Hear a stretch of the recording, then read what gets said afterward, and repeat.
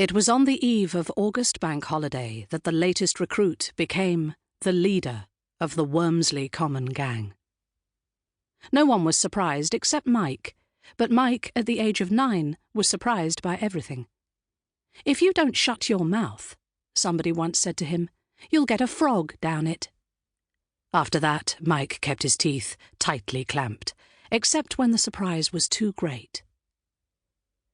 The new recruit had been with the gang since the beginning of the summer holidays, and there were possibilities about his brooding silence that all recognised.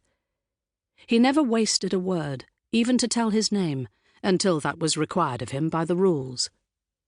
When he said, "Trevor," it was a statement of fact, not, as it would have been with the others, a statement of shame or defiance. Nor did anyone laugh except Mike, who, finding himself without support and meeting the dark gaze of the newcomer, opened his mouth and was quiet again. There was every reason why T, as he was afterwards referred to, should have been an object of mockery.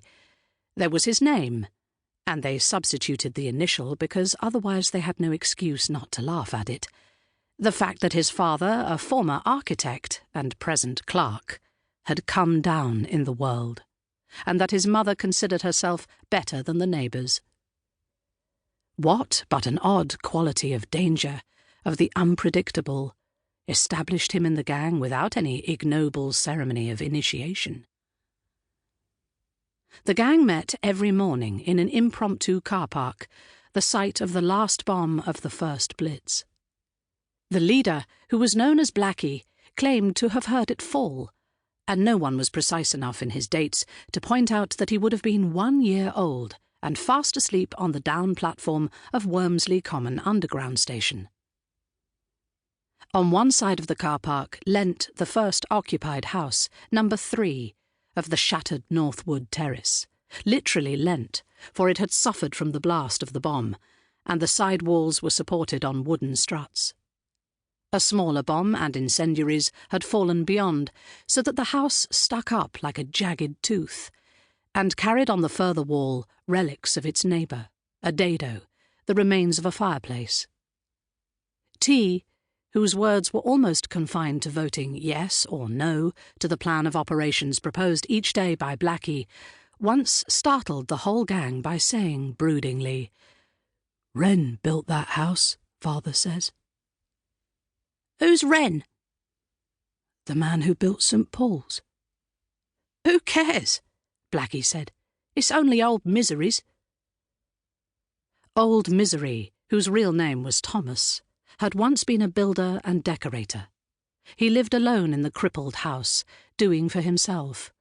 Once a week you could see him coming back across the common with bread and vegetables, and once, as the boys played in the car park, he put his head over the smashed wall of his garden and looked at them. "Been to the lav," one of the boys said, for it was common knowledge that since the bombs fell, something had gone wrong with the pipes of the house, and old Misery was too mean to spend money on the property. He could do the redecorating himself at cost price, but he had never learnt plumbing. The lav was a wooden shed at the bottom of the narrow garden, with a star-shaped hole in the door. It had escaped the blast which had smashed the house next door and sucked out the window frames of number 3. The next time the gang became aware of Mr. Thomas was more surprising. Blackie, Mike, and a thin yellow boy, who for some reason was called by his surname Summers, met him on the common coming back from the market. Mr. Thomas stopped them. He said glumly, "You belong to the lot that play in the car park?" Mike was about to answer when Blackie stopped him. As the leader, he had responsibilities. "Suppose we are," he said ambiguously. "I got some chocolates," Mr. Thomas said. "Don't like 'em myself. Here you are. Not enough to go round, I don't suppose." "There never is," he added with sombre conviction. He handed over 3 packets of Smarties. The gang was puzzled and perturbed by this action and tried to explain it away. "Bet someone dropped them, and he picked them up," somebody suggested. "Pinched 'em and then got in a bleeding funk," another thought aloud.